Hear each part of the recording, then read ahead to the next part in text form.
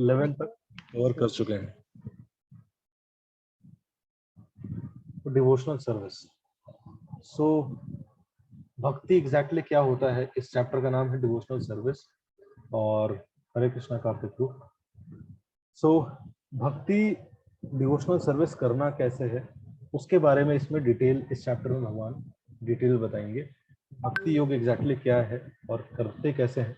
हालांकि 9th chapter में भी बताया था, बट इसमें और भी एक तरह से डिटेल एक्सप्लेनेशन है भक्ति योगा का, इसलिए इस चैप्टर का नाम भक्ति डिवोशनल सर्विस है। तो इस पूरे चैप्टर में हम 2 थीम डिस्कस करेंगे। पहला है क्वालिटीज ऑफ डिवोटीज, जो कि भक्ति योगी में परफेक्ट हो जाते हैं, उनकी क्या क्वालिटीज होती हैं। दूसरा है द स्टेजेस वन में अंडरगो टू अचीव इट, इसकी भक्ति की क्या क्या स्टेजेस हो सकती हैं।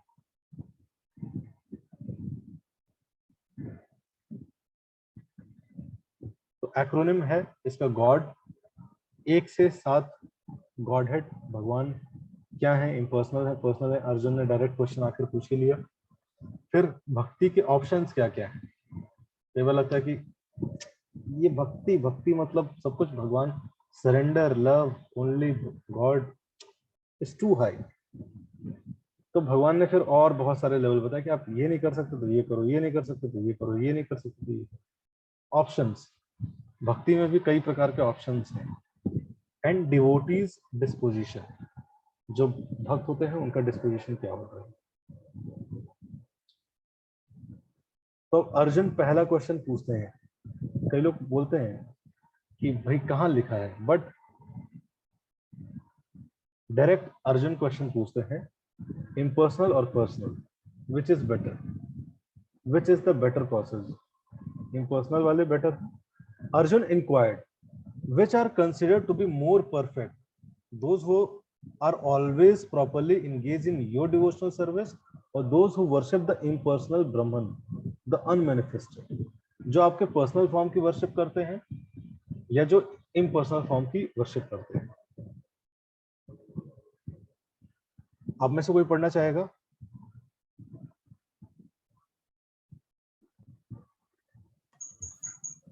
In the second chapter of Bhagavad Gita, the Supreme Lord explained that a living entity is not the material body. He is a spiritual spark, and the absolute truth is the spiritual whole. In the 7th chapter, he spoke of the living entity as being part and parcel of the supreme whole. Recommended that he transfer his attention fully to the whole.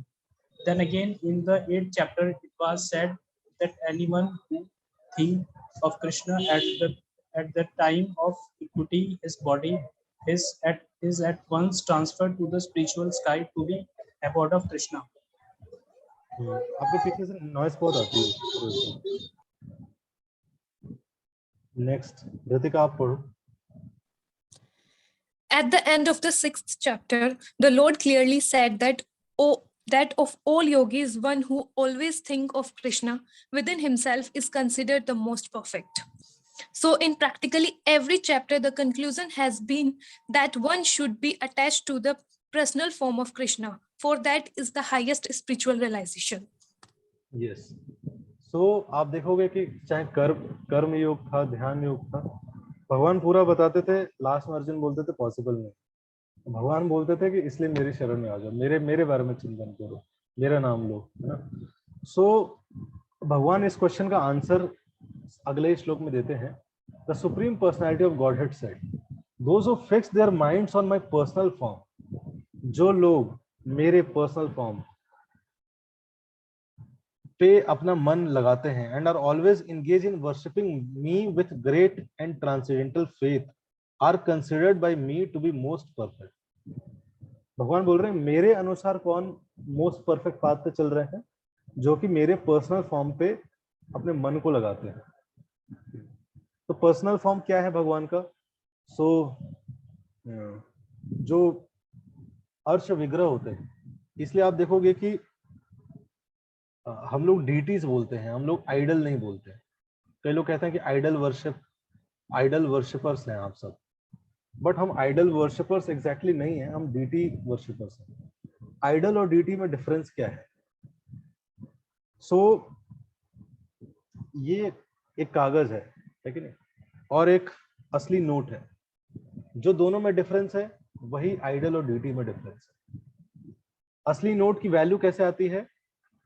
उस पर authority का signature होता है, वो एक authorised medium से authority का signature है, एक स्टैंडर्ड के हिसाब से बनाया जाता है और गवर्नमेंट ऑफ इंडिया का साइन होता है उस पर, उसकी वजह से उसकी वैल्यू है, और वही नॉर्मल कागज की वैल्यू नहीं है। सो उसी प्रकार से जब हर पत्थर, कई लोग कहते हैं कि भगवान क्या हर जगह है? यस, भगवान हर जगह है, बट हर चीज भगवान नहीं है, ठीक है। हम स्पेशल नोट बनाते तो स्पेशल पेपर होता है, स्पेशल ऑथराइजेशन होता है। वैसे ही जो भी मंदिरों में स्टैंडर्ड हुआ करता था हमारे वैदिक कल्चर के हिसाब से, जो कि पर्सनल फॉर्म की वर्शिप होती थी, वो डीटीज, या उनको हिंदी में बोलते हैं अर्च विग्रह, विग्रह, ठीक है।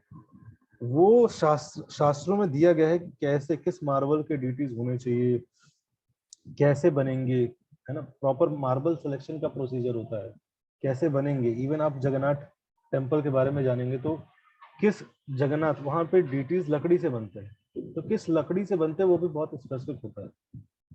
सो किस, कौन कार्व करेगा, किस तरीके से कार्विंग होगा। फिर अर्च विग्रह का प्राण प्रतिष्ठा प्रोसेस होता है। अभी रोहिणी में हमारा टेम्पल ओपनिंग होगा नेक्स्ट ईयर, तो जो भी आप में से अटेंड करना चाहते हैं प्राण प्रतिष्ठा सेरेमनी, अटेंड कर सकते हैं 3-4 दिन का। सो जहाँ पे उस प्रोसेस में यज्ञ होता है, सारे जो भगवान के डिवोटीज होते हैं वो भगवान से आह्वान करते हैं कि वो प्रकट हो, ताकि हम उस फॉर्म में भगवान को सर्विस कर सकें। तो ये बोलते हैं प्राण प्रतिष्ठा का प्रोसेस या ऑथोराइजेशन का प्रोसेस। इसलिए हम हर मूर्ति को नहीं वर्शिप करते हैं। इसलिए बहुत डिफरेंस है प्राण प्रतिष्ठित डीटीज में और नॉर्मल कहीं भी जहाँ प्राण प्रतिष्ठा नहीं हुई, जस्ट ऐसे वर्शिप हो रहा है, उसमें बहुत डिफरेंस है। सो भगवान जहाँ भी प्राण प्रतिष्ठा का प्रोसेस फॉलो होता है, क्यों? क्योंकि ये प्रोसेस भगवान ने खुद रिकमेंड किया है। भगवान बोलते हैं कि मैं इस प्रोसेस से प्रकट होता हूँ। उस प्रकट होने का पर्पस क्या है? कि कई लोग कहते हैं कि भगवान तो हर जगह है, लेकिन क्या यार, तुम लोग बड़े, है ना, एक जगह भगवान को बैठा दिया। जब मुझे याद है मैं बीटेक में था, सो मेरे एक सीनियर थे, I was in first year और मेरे सीनियर थे 4th ईयर में, तो मुझे लेके वो मुझे अक्सर एल्योर करते कि ऐसी ऐसी जगह जाना जो कि गलत है। तो मैं एक बार उनको किसी तरह से टेम्पल लेके गया, तो टेम्पल गए और दर्शन वर्शन किए। उसके बाद कपाट बंद हो रहे थे, दर्शन बंद हो रहे थे, तो कहता है कि कितना दुखमय जीवन है ना, बंद कर दिया जाता है भगवान को, लेकिन भगवान को ऐसा लग रहा है जेल में बंद कर दिया। सो बहुत लोग ये सब चीजें समझ नहीं पाते हैं। जो भी बंद क्यों किया, क्योंकि भगवान का रस कट समय होता है ना, तब कपाट बंद होते हैं। सो भगवान तो हर जगह है भाई, एक मूर्ति में क्यों भगवान को डाल दिया और फिर उनके साथ ऐसा व्यवहार कर रहे हैं? तो सबसे पहली चीज है, उसका आर्गुमेंट एक बैकग्राउंड से आता है, वो भी वैलिड रीजन है, लेकिन जो ये है कि भगवान हर जगह है, बट हम भगवान हर जगह देख नहीं सकते। लेकिन कई लोग कहते रहते हैं कि अरे भगवान तो जी मानने की चीज है, बट क्या आप जब नोट देखते हो तो उसमें भगवान देखते हो? क्या जब अपोजिट जेंडर देखते हो तो उसके अंदर भगवान देखते हो? तो ये कहने की फिलॉसफीज है, लेकिन कोई ऐसा व्यक्ति नहीं है जो ये बोलता है, ठीक है। जो कोई ऐसे जानवरों को देखता है, क्या उसके अंदर भगवान देखता है? तो ये कहने की फिलॉसफीज है, it is not practically possible. ये फिलॉसफी जो लोग बोलते हैं, इट इज नॉट प्रैक्टिकल। ये बहुत हायर स्टेजेस है, जो व्यक्ति हर जगह भगवान को देख सकता है। तो भक्त 3 लेवल के होते हैं, लेकिन पहला लेवल होता है कनिष्ठ अधिकारी। कनिष्ठ अधिकारी मतलब नियोफाइट डिवोटी, देखिए जो नया नया डिवोशन में आता है। एंड ही नियोफाइट का एक और डेफिनेशन एक डिवोटी बता रहे थे कि जिसको नए नए रसास आते हैं फाइटिंग में, लेकिन जो बहुत ज्यादा अपने फेथ से, अपने वे ऑफ थिंकिंग से अटैच रहता है, और वो my way is the highway thinking रहता है, बाकी सबको गलत प्रूफ करने में हमेशा लगा रहता है। ये एक नियोफाइट डिवोटी है। इससे ऊपर होता है जो सिर्फ सोचता है मैं और भगवान। इससे ऊपर होते हैं मध्यम अधिकारी, है ना। मध्यम अधिकारी वो जो भगवान से अटैचमेंट है प्लस भगवान के भक्ति से अटैचमेंट, प्रोसेस से अटैचमेंट है और भगवान के भक्तों से अटैचमेंट है। मध्यम अधिकारी वो व्यक्ति होता है जो डिस्क्रिमिनेट कर सकता है और वो प्रीच कर सकता है, ठीक है।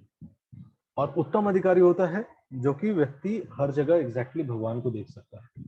तो इनिशियल फेजेस में ये फिलॉसफी कि भगवान हर जगह है हम पॉसिबल ही नहीं, हम देख ही नहीं सकते, ठीक है। इसलिए भगवान हमारे अर्श विग्रह के रूप में प्रकट होते हैं। द्वापर का जो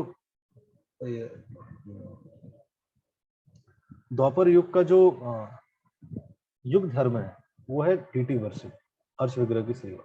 हालांकि कलयुग में ये प्रोसेस धीरे धीरे धीरे धीरे कम होगा। क्यों? क्योंकि डीटी वर्शिप की सेवा के लिए प्योरिटी चाहिए, ठीक है। अब कौन डीटी वर्शिप कर सकता है? तो कोई भी व्यक्ति डीटी वर्शिप कर, जैसे मैं आपको इस्कॉन का बताऊंगा। तो इस्कॉन का स्टैंडर्ड है कि कोई भी व्यक्ति जो 6 साल से 16 माला का जप कर रहा हो, जैसे इस्कॉन में इनिशिएशन का स्टैंडर्ड है कि एनीवन, चाहे वो किसी कम्युनिटी का हो, ठीक है, सिर्फ कास्ट नहीं, किसी भी कम्युनिटी का हो, if he is chanting certain of 16 rounds following 4 regulative principles, he is doing bhakti, then he can take initiation. That is called first level of initiation, harinam initiation. Second level of initiation is brahman initiation. तो जो व्यक्ति 6 साल से process को follow कर रहा है, कम से कम मिनिमम, इसके एग्जाम्स होते हैं, इस्कॉन डिसाइपल कोर्स, है ना। 4 प्रिंसिपल्स क्या है मैं आगे बताऊंगा आपको, ठीक है। 4 प्रिंसिपल्स आते हैं: no meat eating, no illicit sex, no gambling, no intoxication. ये 4 बेसिक सिद्धांत है धर्म के। ये 4 है: no meat eating, no illicit sex, no gambling, no intoxication. तो ये 4 सिद्धांत है जो फॉलो करता है, उसके लिए ये इनिशिएशन, यस, वुमेन भी इनिशिएटेड होती है, सब कोई इनिशिएट हो सकता है, ऐसा नहीं है कि वुमेन इनिशिएट नहीं होती। तो ये जो भी व्यक्ति ये फॉलो करता है, और मेरे कुछ ऐसे अभी फ्रेंड है, they belong to Muslim community, मैं चाहूंगा तो कभी उनको बुलाऊंगा, वो मुस्लिम कम्युनिटी से हैं, और लेकिन still they are initiated devotees, they chant 16 round, वो इनिशिएटेड डिवोटीज हैं।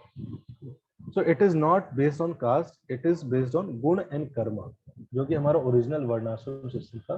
किसी के भी गुण और कर्म है तो वो व्यक्ति, और कई लोग वुमेन के लिए पूछते हैं, वुमेन के भी वर्ण होते हैं, वो वुमेन का भी आश्रम होता है, तो वो भी ये सारी चीजें कर सकती हैं, ऐसा कुछ नहीं है। शास्त्रों के हिसाब से दे कैन डू।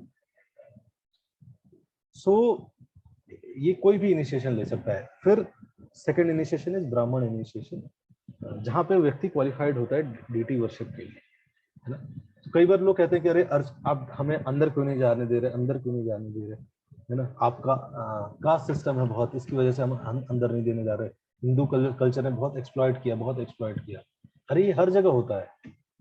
आप हॉस्पिटल में ऑपरेशन थिएटर में बोलोगे कि अंदर क्यों नहीं जा रहे, अंदर क्यों नहीं जाने दे रहे, ये कास्ट सिस्टम डिस्क्रिमिनेशन करो, नहीं बोलते हैं, बिकॉज वी अंडरस्टैंड कि certain qualifications are required for to do that service. उसी प्रकार से डीटी वर्शिप के लिए भी certain qualifications are required, it is not just normal thing. जहाँ नॉर्मल थिंग हमने बना दिया, क्वालिफिकेशन हटा दिए, वो व्यक्ति अगर उसमें प्राण प्रतिष्ठा प्रोसेस नहीं कर रहा है, देन दीज इश्यूज कम्स।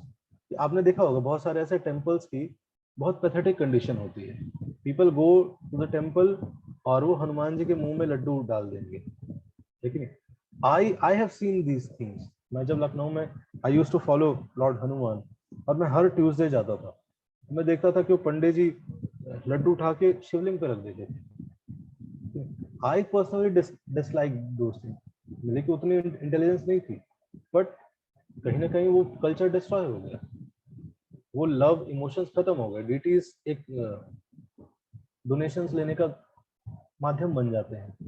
सो ये चीज जो है ना, ये गुण और कर्म के हिसाब से। फिर जो एटलीस्ट 6 इयर्स, और तो हाँ, तो 1.5 साल या 2 साल व्यक्ति जो करता है वो क्वालिफाइड होता है इनिशिएशन के लिए, उसका इनिशिएशन हो जाएगा ऐसा नहीं है ना। उसको इस्कॉन डिसाइपल कोर्स होता है एंड वो सारी चीजें। उसके बाद जो भक्ति शास्त्री करता है, भक्ति शास्त्री में मतलब 4 बुक्स का detail study, Bhagavad Gita, nectar of devotion, nectar of instruction, Ishopanishad, ये 4 किताबों का जो डिटेल स्टडी करते हैं, देन ये पूरा 1 साल का कोर्स है, डिटेल स्टडी, सर्टिफिकेट मिलता है, then you become eligible for brahmana diksha. तो कोई भी ले सकता है ब्राह्मण, मतलब ऐसा नहीं कि जो जन्म से ब्राह्मण था, जिसने भी ये क्वालिफिकेशन डेवलप की है। आगे 18 चैप्टर में भगवान क्वालिफिकेशन बताता है, लेकिन शमो दम तपस शौचम, ठीक है, उसके अंदर ये सारी क्वालिटीज होनी चाहिए, क्लीनलीनेस, ऑस्टेरिटी, ह्यूमिलिटी, ये सारी क्वालिटीज जिसके अंदर होगी। he should have knowledge, ज्ञानम and vijnanam, he should also know the application of that knowledge, then है ना, वो ब्राह्मण का स्वभाव है। सो ये प्रोसेस है। और ब्राह्मण कौन बनता है? क्या आप ब्राह्मण बन सकते हैं? क्या सैफरन में कोई है वही ब्राह्मण बन सकता है? सबसे पहला है हरिनाम इनिशिएशन, वो कोई भी ले सकता है, मैंने बताया कोई भी मतलब कोई भी। सेकंड भी ब्राह्मण इनिशिएशन, वो भी कोई भी ले सकता है। ऐसा नहीं है कि जो ब्रह्मचारीज हैं वही ब्राह्मण इनिशिएटेड हो सकते हैं, जो गृहस्थ हैं, शादीशुदा हैं, वो भी ब्राह्मण इनिशिएटेड होते हैं। और आप टेंपल में देखेंगे वो भी डीटी वर्शिप करते हैं, इवन माता जी भी डीटी वर्शिप के लिए अलाउड है। सो ये स्टैंडर्ड है डीटीज के वर्शिप का, ठीक है। तो पर्सनल भगवान को पर्सनल डीटीज के फॉर्म में देख पाना इज डिफिकल्ट, लेकिन हम जब जाते हैं टेंपल में दर्शन करते हैं फिर थोड़ा मोड़ा बोर हो ही जाते हैं। श्रील भक्ति सिद्धांत सरस्वती ठाकुर थे, सो डीटीज को एग्जैक्टली देखेंगे कैसे, ठीक है, डीटीज को देख कैसे कौन सकता है, कौन व्यक्ति पर्सनल फॉर्म जहां लिखा है my minds on my personal form, कौन ये कर सकता है। तो डीटीज को हम एग्जैक्टली आंखों से नहीं देखते हैं। भक्ति सिद्धांत महाराज जो कि श्रील प्रभुपाद के स्पिरिचुअल मास्टर थे, जिन्होंने गौड़िया मठ की स्थापना की, तो वो जब क्लास लेते थे और बहुत लोग आते थे, बैठे रहते थे, और जैसे ही दर्शन खुलता था लोग क्या करते थे, उठ के चले जाते थे, दौड़ के चले जाते थे दर्शन करने। वो बोलते थे कि they have just gone for doing eye exercise, आंखें ऐसे ऐसे करेंगे फिर चले आएंगे, ठीक है। Personal form we do not see with our eyes only. किसी भी चीज को जानने के लिए मुझे कानों से, मैं किसी भी चीज को मैं कैसे देखता हूं? कान से, लेकिन अगर उसके बारे में मुझे इंफॉर्मेशन होगी तब मैं उसको देख पाऊंगा। अगर मुझे विराट कोहली के बारे में इंफॉर्मेशन है तब मैं उसको उस नजरिए से देख पाऊंगा, नहीं तो मैं कहूंगा अरे ये तो है ना राजू टाइप का लग रहा है। सो इस तरीके से, इसलिए जो भगवान को पर्सनल फॉर्म को देखने का बेस्ट तरीका है वो है श्रवण करके, भगवान के बारे में जान के, उनके नाम, रूप, गुण, लीला, उसके बारे में श्रवण जब हम करते हैं, देन विल हम सेम विग्रह है बट हमारा कॉन्शियसनेस अपलिफ्ट हो जाता है, then we are able to see. नहीं तो हम देखते हैं कि अरे यार इतनी क्या बेचारे ऐसे खड़े रहते हैं, क्या दुखी, कई लोग क्या भी देते हैं, क्या दुखी जीवन है, दिन भर खड़े रहना पड़ता है, बड़ा पेनफुल है, लेकिन अलग अलग फिलॉसफी रहती है सबकी।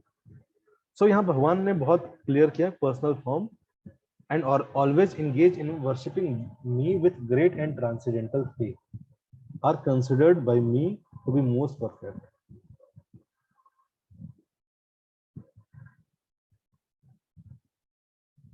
Next look. But those who fully worship the unmanifested, that which lies beyond the perception of the senses, the all-pervading, inconceivable, unchanging, fixed and immovable, the impersonal conception of the absolute truth, by controlling the various senses and being equally disposed to everyone, such person engage in welfare of all at last achieve.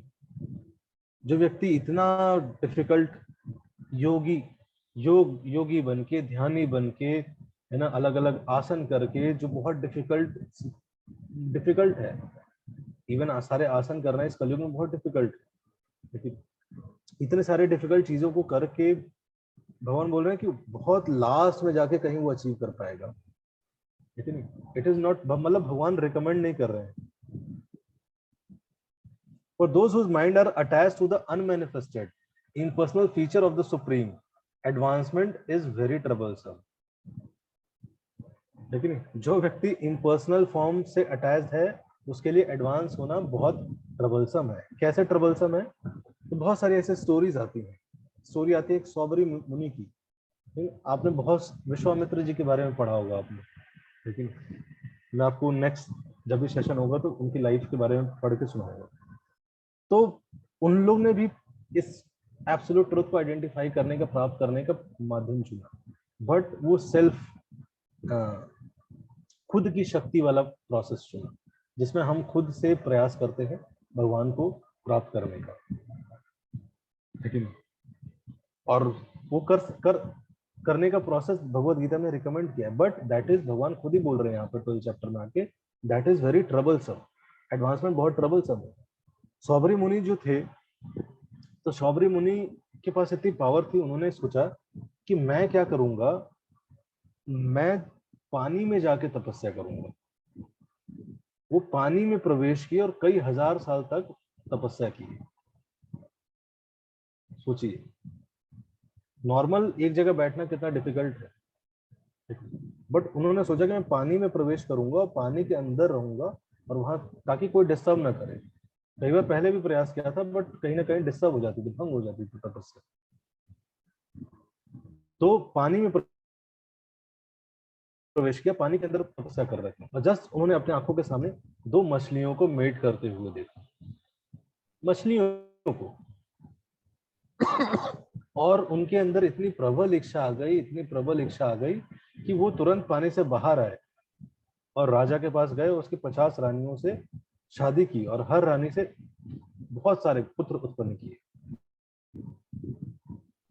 सोचिए. तो ये जो process है, भगवान बता रहे हैं, बहुत डिफिकल्ट है.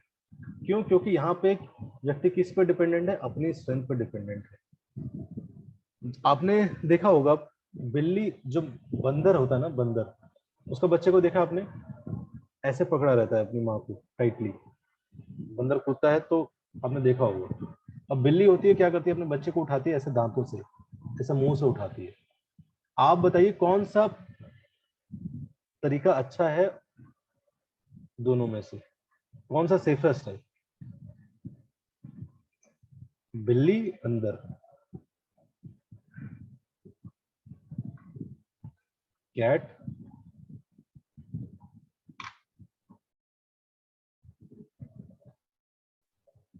कैट, मंकी, बिल्ली, कैट, कैट, बिल्ली,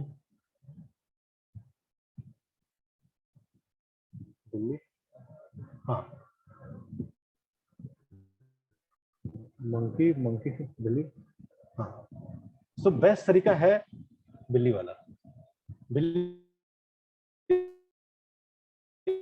वाला क्यों? क्योंकि उस पे उस चाइल्ड की प्रोटेक्शन का दारोमदार किसके हाथों में है? मदर के हाथों में. उसकी स्ट्रेंथ पे, उसके स्किल्स पे डिपेंडेंट है उसका, उसी के स्ट्रेंथ. तो जो बाकी प्रोसेस है, ध्यान, अष्टांग योग, ये सारे प्रोसेस क्या है? अपनी स्ट्रेंथ से, कि आपको मन को कंट्रोल करना है, आपको सेंसेस को कंट्रोल करना है. But these process are not easy. तो इसलिए भगवान बोल रहे हैं advancement is very troublesome. To make progress in that discipline is always difficult for those who are embodied. जो जिन्होंने भी शरीर धारण किया है, ये प्रोसेस, इतना डिसिप्लिन में आ पाना बहुत डिफिकल्ट है. So why bhakti is better? Easy to fix the mind. क्यों? क्योंकि आपके पास भगवान है. फिक्स मन को फिक्स करना है, कहाँ करना है? एक होता है यहाँ फिक्स करना है, एक होता है यहाँ फिक्स करना है, एक होता है यहाँ चक्रास पे फिक्स करना है, एक होता है कहीं और फिक्स करना है. लेकिन बट एक है कि आपको भक्ति में क्या है, आपको रूप दिया है भगवान का. It is easy. Krishna is so attractive. लेकिन जो भी भगवान है ना, कितने अट्रैक्टिव है. It is so easy to fix mind on form. लेकिन भगवान का रूप है, गुण है, क्वालिटीज है भगवान की. वो श्रवण जब हम करते हैं कि भगवान आए थे, ऐसे ये पास टाइम्स किए, it is so easy to focus on that form, है कि नहीं? उनका नाम है, आप शांति से बैठे रहो और Hare Krishna Krishna Krishna Hare Hare, Hare Ram Ram Ram Hare Hare. This process is easy. क्यों? क्योंकि इसमें सारे सेंसेस एंगेज हैं। हमारे सारे सेंसेस को आप एंगेज कर सकते हो। एक प्रोसेस है सेंसेस को कंट्रोल करना है, रिस्ट्रेट करना है, लेकिन हाथ को ऐसे रखा है, कुछ नहीं छूंगा, कुछ नहीं छूंगा, कुछ नहीं छूंगा, लेकिन आंख से कुछ नहीं देखूंगा, बुरा नहीं देखूंगा, बुरा नहीं देखूंगा, बुरा नहीं देखूंगा, बुरा नहीं बोलूंगा, बुरा नहीं बोलूंगा, बुरा नहीं सुनूंगा, बट नहीं करूंगा। ये नैति नैति कंसेप्ट है। ये नहीं करूंगा, ये नहीं करूंगा, ये नहीं करूंगा, लेकिन बट भक्ति मतलब क्या है? डूइंग दोज थिंग्स रिलेट, उसको बस भगवान से कनेक्ट करना, दैट इज भक्ति। That is easy because by nature हम कुछ ना कुछ करेंगे, लेकिन बुरा नहीं देखूंगा, लेकिन क्या देखूंगा वो बताओ। इजी है कि नहीं? जब आपको पता है कि ऑलरेडी मुझे ये चीजें करनी है, जैसा आपका डे है, आप मान लो अपना डे शेड्यूल कर रहे हो और आपको पता है कि आज 12 घंटे की मीटिंग्स है सुबह से शाम तक, आप कुछ कर ही नहीं पाओगे because you have higher engagements. ये श्लोक कहाँ बताते हैं भगवान? 2nd चैप्टर में, है कि नहीं? जिसके पास, जो व्यक्ति जिसको हायर रसास मिल रहे हैं, हायर टेस्ट डेवलप कर लिया, उसके लिए लोअर मोड्स को, लोअर चीजों को छोड़ना इजी है। सो भक्ति मीन्स एंगेजिंग आवर सेंसेस। आंखों को किस फॉर्म में एंगेज कर सकते हैं? Seeing the beautiful form of the Lord, ठीक है? कान को भगवान के नाम के बारे में श्रवण करने, सुनने में ग्लोरियस भगवान की, ठीक है? टंग को चैंटिंग करने में, प्रसाद खाने में, भगवान के बारे में बताने में दूसरों को एंगेज कर सकता है। मन को आप एंगेज कर सकते हो, अपने इंटेलिजेंस को एंगेज कर सकते हो, ठीक है? आप अपने स्किल्स को एंगेज कर सकते हो, है ना? कोई म्यूजिशियन होता तो वो म्यूजिक को एंगेज कर सकता है, कोई आर्टिस्ट है वो आर्ट को एंगेज कर सकता है। हर स्किल्स आप भगवान की, क्यों? क्योंकि हमारा स्वभाव है, हमारा नेचर है। और भक्ति क्या है? तो आप सब कुछ कर सकते हैं। और ये कौन कर सकता है? ब्राह्मण नहीं, हर व्यक्ति कर सकता है। इसलिए no material qualification is required, कोई मटेरियल क्वालिफिकेशन नहीं रिक्वायर्ड है। एंड सबसे लास्ट कैसे बेटर है? इस प्रोसेस में भगवान बोलते हैं कि अगर कुछ होता है, स्वल्पम अपि यस्य धर्मस्य त्रायते महतो भयात्, कि अगर इस पाथ में कोई थोड़ा सा भी एंडेवर करता है, थोड़ा सा भी आगे बढ़ता है, आई पर्सनली प्रोटेक्ट। क्यों? क्योंकि मेरे ऊपर डिपेंडेंट हो क्या कर रहा है चीजें, दैट इज भक्ति। सो क्वेश्चन आता है, despite of all this why would one still take to the path of impersonalism? कोई क्यों लेगा इतना कुछ जानने के बाद भी? becoming dependent on Krishna, becoming reliant upon Krishna, devotees develop his love for Krishna and his greed for serving Krishna, and he leaves the responsibility of freeing oneself from Maya on Krishna. So अगले 2 श्लोकों में भगवान बोलते हैं, but those who worship me with giving up all their activities unto me and being devoted to me without deviation. तो कोई भी व्यक्ति उस प्रोसेस, डिफिकल्ट प्रोसेस को क्यों लेगा? उसका कारण होता है फेथ की कमी। फेथ की कमी, फेथ कैन मूव माउंटेन्स। जैसे कि स्टोरी आती है कि एक बार नारद मुनि जा रहे थे ऐसे ही एक गांव से, तो एक ब्राह्मण देव मिले उसको। ब्राह्मण था भाई, अपने कर्मों से ब्राह्मण थे एटलीस्ट। तो उन्होंने नारद मुनि को देखा, उन्होंने बोला आप कहाँ जा रहे हैं? तो उन्होंने बोला मैं वैकुंठ जा रहा हूँ। तो उन्होंने बोला कि अच्छा वैकुंठ जा रहे हैं, आप ऐसा करिएगा, आप नारद मुनि भगवान से पूछिएगा कि अब मैंने बहुत बहुत साल से मैं कर रहा हूँ, जो लगा हुआ हूँ प्रोसेस में कर रहा हूँ, मेरा अगला जन्म क्या होगा? मैं वैकुंठ चला जाऊंगा ना? तो कहता है ठीक है।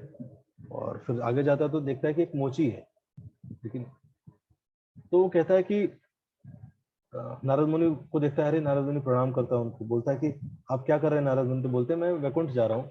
तो वो भी सेम क्वेश्चन पूछता है कि नारद मुनि आप भगवान से पूछेगा कि मेरा नेक्स्ट जन्म मेरा क्या रहेगा? मैं तो बड़ा दुर्भाग्य हूँ, भगवान की सेवा नहीं कर पाया, कुछ भी नहीं कर पाया। सो नारद मुनि जाते हैं, भगवान से पूछते हैं कि ये 2 व्यक्ति मिले थे, पूछ रहे थे क्या होगा, तो आप थोड़ा बताइए। तो नारद भगवान बोलते हैं कि जो कॉबलर है ना, मोची है, ये अगले जन्म में भगवत धाम आ जाएगा, लेकिन जो ये ब्राह्मण है ना, इसमें भी कुछ जन्म और लगेंगे। तो नारद मुनि हैरान रह गए, ये क्या, वो तो बढ़िया एकदम घंटी बजा के हेड शेप करके बैठा हुआ है, लेकिन इसको बोल रहे हैं कि कुछ टाइम और लगेगा, और ये काम में दिन भर लगा रहता है, किसको बोल रहे हैं कि ये तुरंत आ जाएगा। तो नारद मुनि तो बोलते हैं ये कैसे भगवान? तो आप बोलते हैं कि आप जस्ट जाके जब वो लोग पूछेंगे कि क्या बोला भगवान ने, तो आप ये बोलना, उनके आंसर से आपको क्लियर हो जाएगा कि क्यों ऐसा है। सो जैसे ही जाते हैं तो पूछते हैं कि ब्राह्मण पूछता है कि नारद मुनि क्या हुआ, भगवान ने क्या बोला, बहुत खुशी से, एक्साइटमेंट से। तो नारद मुनि बोलते हैं कि देखो, भगवान से पूछा मैंने, और भगवान ने बोला कि अभी थोड़ा और करो ठीक से, 2-3 जन्म और लगेंगे। तो कहता है आप गए नहीं, मिले हैं नहीं, मुझे बता रहे हैं, मुझे सिखा रहे हैं। तो कहते नहीं मैं गया था। तो कहता है अच्छा बताइए, आप जब गए थे तो भगवान क्या कर रहे थे? तो बोलते हैं कि जब मैं गया था तो मैंने देखा कि भगवान सुई की नोक से एक हाथी को निकाल रहे थे। तो हंसने लगता है ब्राह्मण, कहता है कि मैं समझ गया आप मजाक कर रहे हैं मेरे साथ, आप गए नहीं हैं। लेकिन तो सेम नारद मुनि हैरान रह जाते हैं उसके उत्तर से। नारद मुनि जाते हैं कॉबलर के पास, तो बोलते हैं कि भाई क्या बोला भगवान ने? तो बोलते हैं कि भगवान ने बोला कि आप इसी जन्म के बाद भगवत धाम चले जाओगे। तो वो कहता है मुझे लगता है आप मजाक कर रहे हैं। तो पूछते हैं कि आप गए थे, भगवान क्या कर रहे थे? तो बोला भगवान, जब मैं वैकुंठ गया तो देखा कि भगवान बैठे थे और सुई की नोक से एक हाथी को निकाल रहे थे। सो वो आश्चर्य हो जाता है, कुछ नहीं बोलता है। नारद मुनि भी आश्चर्य हो जाता है, अरे कुछ नहीं बोल रहा है, हंसी भी नहीं आई इसको। नारद मुनि पूछते हैं कि क्या तुम्हें ऐसा तो नहीं लग रहा मैं मजाक कर रहा हूँ? कहते नहीं मजाक क्यों करेंगे, वो परम भगवान है, कुछ भी कर सकते हैं, अभी तो भगवान है। अगर हमारे सोच तक ही वो चीजें कर सकते हैं तो कैसे सुप्रीम पर्सनालिटी ऑफ गॉडहेड हो? लेकिन कई बार नहीं हम दिमाग लगाते हैं कि कंसीव नहीं कर पा रहे हैं, है ना, एनालाइज नहीं कर पा रहे हैं।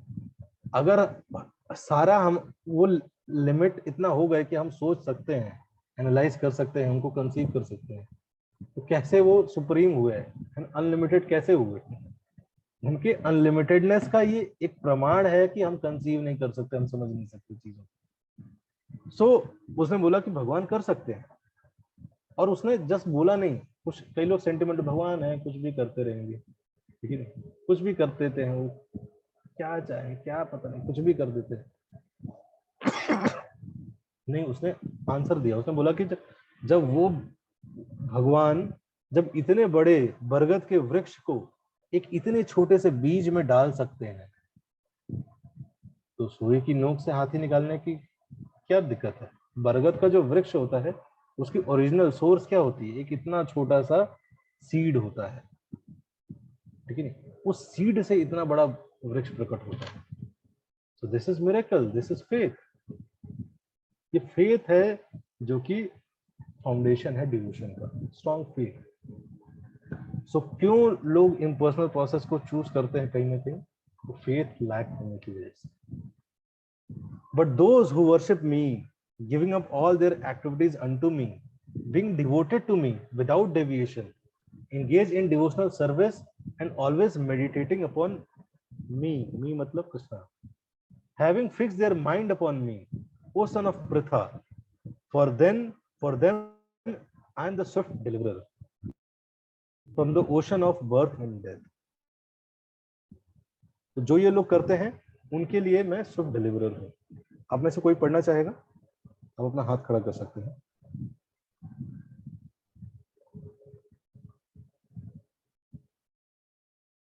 नितेश, हाँ नितेश भी।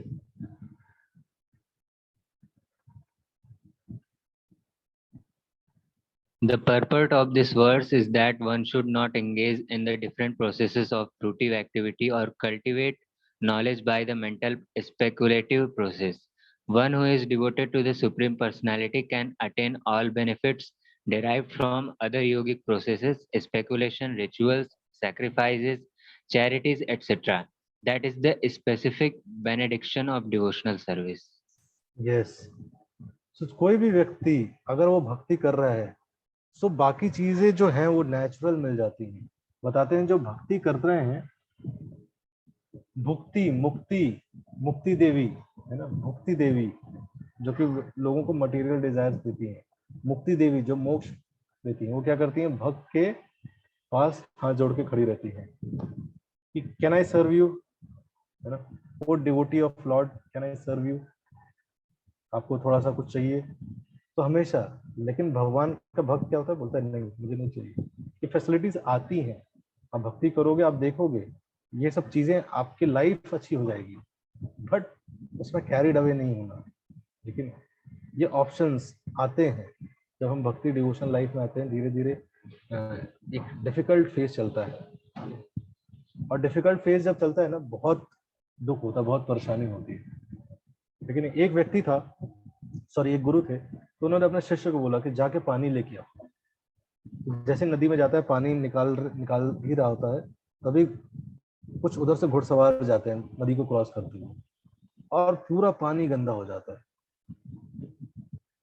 तो परेशान हो जाता है, जाके गुरु से बोलता है कि मैं पानी आपको लाने गया था, मैं चाहता था पानी आपको देना, बट पूरा पानी गंदा है। गुरु उसको लेके जाते हैं, नदी के किनारे बैठते हैं और कहते हैं कि आप वेट करो, थोड़ी देर सब्र करो, पेशेंस रखो। वेट करते करते करते करते क्या होता है, वो पानी में जो डस्ट पार्टिकल्स होते हैं वो धीरे धीरे धीरे धीरे सेटल हो जाते हैं, फिर गुरु उससे पानी निकालते हैं। तो उसी प्रकार से लाइफ में कई बार ऐसे चैलेंजेस आ सकते हैं, लाइफ में हम ऐसे सिचुएशंस में हो सकते हैं जब लाइफ बहुत मेसी लगे, पोल्यूटेड, कोई सॉल्यूशन नहीं दिखता है, सबके साथ होता है ये। उस समय कई बार हमें अपना अथक प्रयास करना चाहिए, उसके बाद भी आपको लगेगा कुछ नहीं होगा, सब्र करिए, हैव पेशेंस, ठीक है। आप अपना चैंटिंग, रीडिंग, हियरिंग ये करते रहिए, ठीक है। जैसे जैसे समय बीतेगा, धीरे धीरे चीज सेटल हो जाएगी and good phase will come. और गुड फेज के साथ ये सारी अपॉर्चुनिटी मिलेगी simply by chanting the holy name of Krishna. Hare Krishna Krishna Krishna Hare Hare, Hare Ram Ram Ram Hare Hare. A devotee of the Lord can approach the supreme destination easily and happily, but this destination cannot be approached by any other process of religion. तो भक्ति करने से बाकी सारी process का जो by product है वो तो मिलेगा ही मिलेगा, साथ में you will get an opportunity to go to the abode of the lord, है कि नहीं, जो कि किसी भी प्रोसेस से नहीं मिलता है। कर्म योग से, ज्ञान योग से, ध्यान योग से ये अपॉर्चुनिटी नहीं मिलती जो कि भक्ति योग से मिलती है। सो अर्जुन ने सोचा कि हाँ अच्छा, भक्ति इतना ग्लोरियस है, सो भक्ति परफॉर्म कैसे करना चाहिए।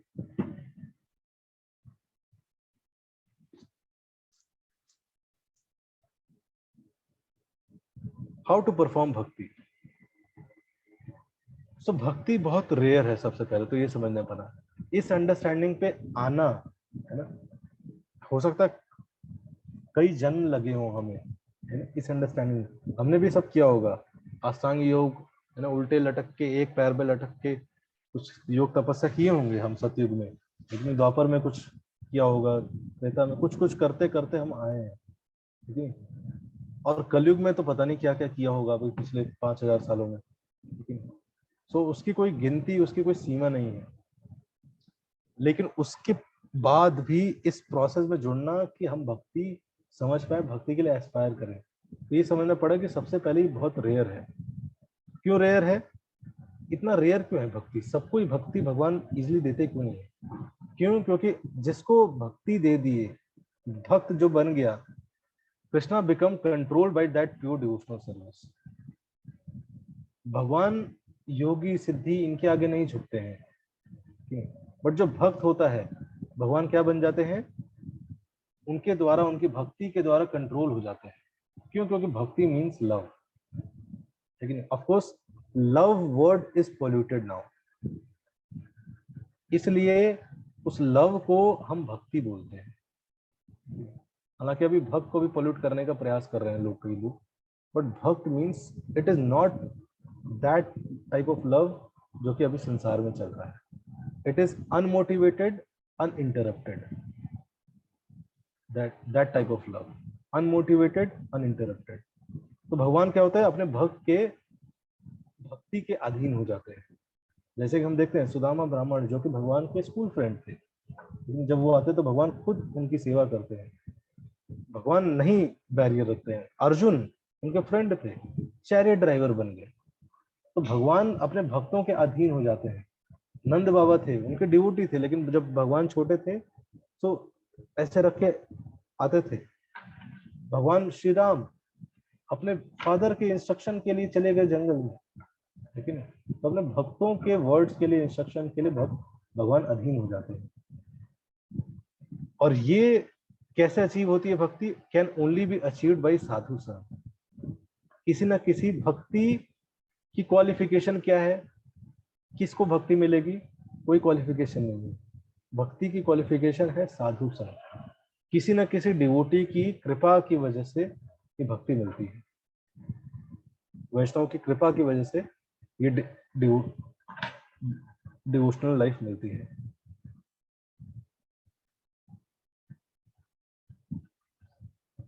तो कुछ लोग डायरेक्ट भक्ति योगा नहीं कर सकते, इसलिए भगवान ने ये डिफरेंट प्रोसेस बनाए हैं कि भाई आप ये नहीं कर सकते, ये करो. तो इसे कहते हैं योगा लैडर. लेकिन योगा लैडर का कंसेप्ट ही ये था. योगा लैडर का कंसेप्ट था कि लोगों को धीरे धीरे धीरे धीरे भक्ति तक ले जाना. जैसे स्टोरी आती है श्रीमद् भागवतम में चित्रकेतु महाराज. चित्रकेतु महाराज के पास नारद मुनि और अगस्त ऋषि पहुंचते हैं. सो बोलते हैं कि मेरे पास सब कुछ है, रानियां हैं, राजपाट है, बट मेरे पास सन नहीं है, बेटा नहीं है. सो उनको आशीर्वाद देते हैं. उनके आशीर्वाद की कृपा की वजह से उनको एक पुत्र की प्राप्ति होती है. और फिर से पहुंचते हैं वो लोग, तो बोलते हैं कि आप इसका नाम हर्ष शोक रखिएगा. तो वो समझ नहीं पाते, उस टाइम ध्यान नहीं देते हैं चित्रकेतु महाराज. वो बोलते हैं कि भाई ऐसा क्यों बोला, हर्ष शोक रखिएगा, बट उतना इग्नोर कर देते हैं. इतनी खुशी में रहते हैं, कई सालों तक उनको पुत्र की प्राप्ति नहीं हुई होती है. सो उस समय बाद बाकी जब जिस रानी से वो प्रकट प्राप्त होता है तो उस रानी के लिए बहुत अफेक्शन बढ़ जाता है और बाकी रानियों के लिए अफेक्शन कम होते जाता है. तो ये देख के बाकी रानियां एनवियस होने लगती हैं और वो क्या करती हैं, प्लान बनाती हैं उस बेटे को मारने का और उसको जहर देके मार देती हैं. तो कुछ सालों बाद ही उसकी मृत्यु हो जाती है. और उस समय फिर से नारद मुनि और बाकी ऋषि मुनि प्रकट होते हैं तो वो रो रहे होते हैं. तो बोलते हैं कि मेरे पुत्र को वापस कर दीजिए इस तरीके से. और उस समय नारद मुनि उनको जीवित करते हैं. और जैसे ही हर्ष शोक उत्पन्न होता है, सो वो बोलता है कि वो देखते हैं आप क्यों रो रहे हैं, लेकिन हे है ना, आप क्यों रो रहे हैं? बोलते हैं कि तुम्हारी मृत्यु हो गई थी इसलिए हम रो रहे थे, तुम हमारे बेटे हो. बोलते कौन सा बेटे, कहाँ के बेटे, आप कौन से माँ बाप, कौन से वाले माँ बाप है मेरे? बोलते हैं कि मेरे कई माँ बाप हुए, है ना, मेरे हर जन्म में एक माँ बाप था. तो ऐसे जिम्मेदारी है माँ बाप के प्रति, तो मेरे तो कितने माँ बाप के प्रति जिम्मेदारी है. लेकिन सारे माँ बापों के प्रति हमारी रिस्पॉन्सिबिलिटी है. लेकिन हमारे पिछली जितनी भी पीढ़ियां हैं, है ना, हम माने चाहे इन प्रोसेस में नहीं माने, लेकिन जैसे पिंडदान, ये सब जो प्रोसेस है ये हमारे पूर्वज को बहुत इम्पोर्टेंट है. नहीं करेंगे तो उनकी सोल्स सफर करती रहती है. सो इस माँ बाप की ही नहीं जिम्मेदारी, हमारे पिछले माँ बाप भी थे, उनके प्रति भी हमारी रिस्पॉन्सिबिलिटी होगी. वो भी अभी कहीं ना कहीं होंगे, हम किसी और जन्म में होंगे, उन माँ बाप के प्रति भी कोई ना कोई जिम्मेदारी है. तब जाके चित्रकेतु महाराज को ये अंडरस्टैंडिंग आती है कि भाई ये लाइफ है, ये लाइफ का पर्पस तो है ऑफ कोर्स ये सारी चीजें, बट धीरे धीरे मुझे अपलिफ्ट होना है. सो कर्म कांड से धीरे धीरे धीरे धीरे वो भक्ति योग तक आते हैं. लेकिन इसलिए शास्त्रों में कई चीजें दी हुई हैं कि आप ये करो आपको ये प्राप्त होगा, आप ये करो ये प्राप्त होगा. कई लोग कंफ्यूज हो जाते हैं, अरे तुम क्या बोल रहे हो, शास्त्र में तो ये लिया है, कोट करते रहते हैं. अरे कोट कर रहे हो बट किसके लिए लिखा है? Context also matters. So context ये है कि भाई जो लोग मटेरियल डिजायर्स बहुत ज्यादा है उनके लिए वो चीजें दी गई हैं, एंड दे जब शास्त्रों के पालन करके वो चीजें वो डेवलप करते हैं तो नेचुरल उनका फेथ इंक्रीज होता है। बट अल्टीमेटली प्रोसेस है भक्ति योग। तो भक्ति योग जो भक्ति करता है, इवन अगर हम इस केस में भी देखें पितृ वाला में, तो बताते हैं कि अगर एक घर में कोई भक्त बन जाता है तो उसकी 14 या 21 पीढ़ियां तर जाती हैं। ठीक है, आपकी पिछली जितने भी 14 पीढ़ी हैं, पिताजी दादाजी है ना, ऐसे ऐसे करते जाइए 14, they will all get benefited. कहा आता है श्रीमद् भागवतम में, जब प्रहलाद महाराज लास्ट में बोलते हैं हिरण्यकशिपु को फाड़ देते हैं श्री नरसिंह देव, उसके बाद बोलते हैं कि क्या चाहिए और प्रहलाद बताओ, तो बोलते हैं कि जस्ट मेरे जो ये फादर है ना, इनको थोड़ा सा अच्छा, इनके साथ थोड़ा अच्छा कर दीजिए। तो भगवान बोलते हैं कि जो भी भक्त बनेगा, जो भी भक्ति करेगा, उसकी पीढ़ियों को मैं तार देता हूँ।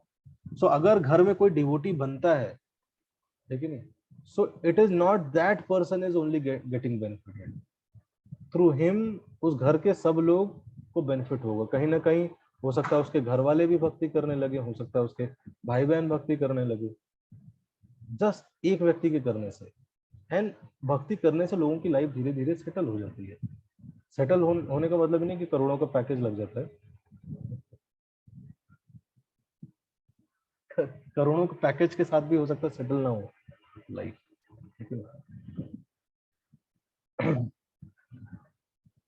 आप बोलोगे प्रभु जी आपको कमाना वमाना तो है नहीं, आप ये वाला नॉलेज हमें मत दिया करो। ठीक है, नहीं देंगे। सो इसलिए तो भक्ति ये है, मतलब भक्ति ऐसी चीज है जिससे फायदा होता है। और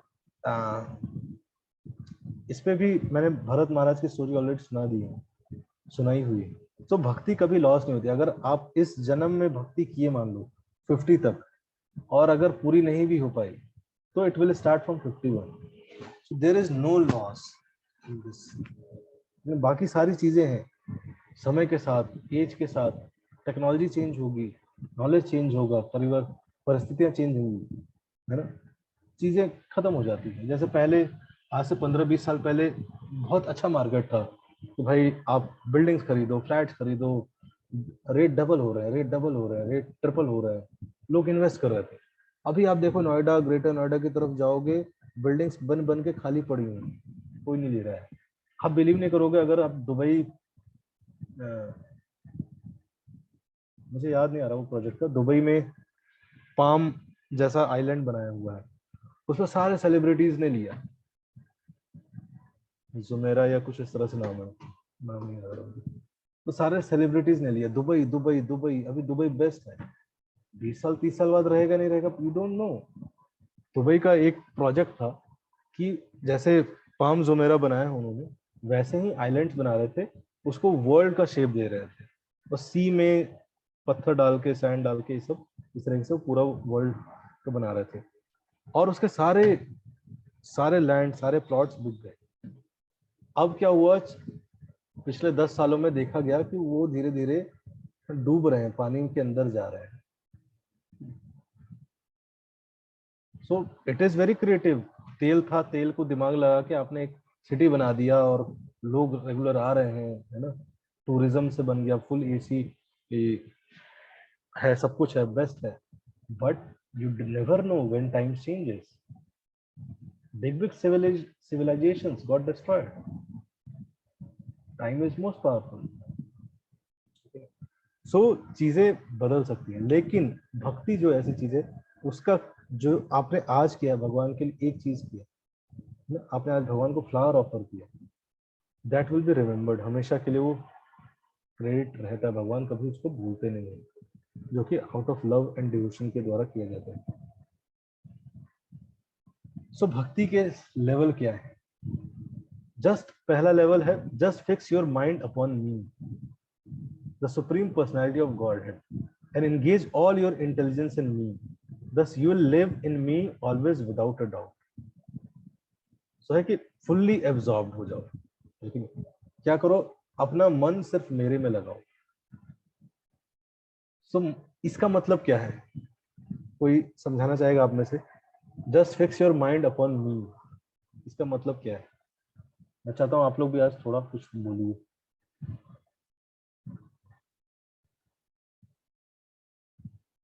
सोचिए थोड़ा, कुछ भी आपको जो भी आ रहा है समझिए, आप शेयर कर सकते हैं। Just fix your mind upon मी, कैसे फिक्स किया जाता है माइंड को?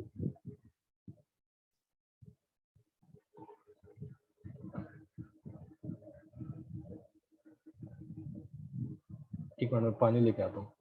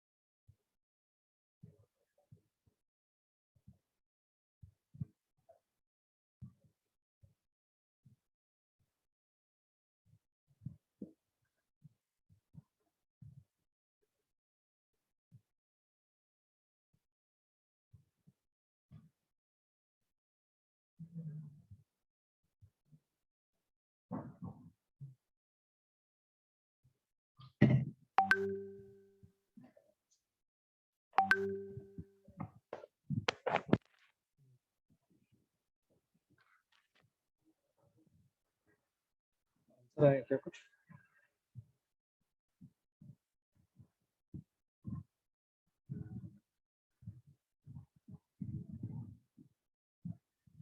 By constantly being in activities attached to Krishna, Ram कहते हैं श्रवण कीर्तन सत्संग से, by doing our daily sadhana, Prabhuji, chanting, hearing and reading will be able to fix the mind on Krishna. By meditating upon the Lord, chanting Hare Krishna, yes. Yes. ये सारी चीजें हो सकती हैं।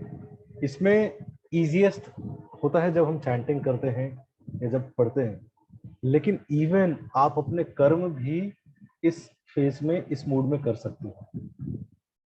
लेकिन just fix your mind upon मी मतलब है कि भगवान, यस यस, इसका मतलब यह है कि हम अपने मन को, अपने जो भी कार्य है उसका जो गोल है, सबसे पहले तो हमारे जो कार्य हैं सारे भगवान के लिए करें। हम जो भी कुछ लाइफ में कर रहे हैं अगर वो सिर्फ भगवान के लिए कर रहे हैं, it is just as good as fixing your mind upon me the supreme personality of Godhead and engage all your intelligence in me. सारा इंटेलिजेंस, जितना भी इंटेलिजेंस है भगवान ने आपको रिसर्च एबिलिटी दी है, उसको रिसर्च करके किधर लगाना है? इस डायरेक्शन में, लोगों को सही मैसेज को देने में। आपको कुछ और, आपको मीडिया सेल्स का स्किल दिया हुआ है, इंटेलिजेंस दिया हुआ है, उसको उधर लगाने का। Thus you will live in me always without a doubt. तो हम सारा इंटेलिजेंस भगवान की तरफ लगाएंगे तो हम हमेशा कनेक्टेड फील करेंगे। तो ये एक लेवल ऑफ है। Arjuna pondered, it's difficult to fix the mind and intelligence on you. अगर मन को, इंटेलिजेंस को सिर्फ आप पे लगाने में डिफिकल्टी होती है तो क्या?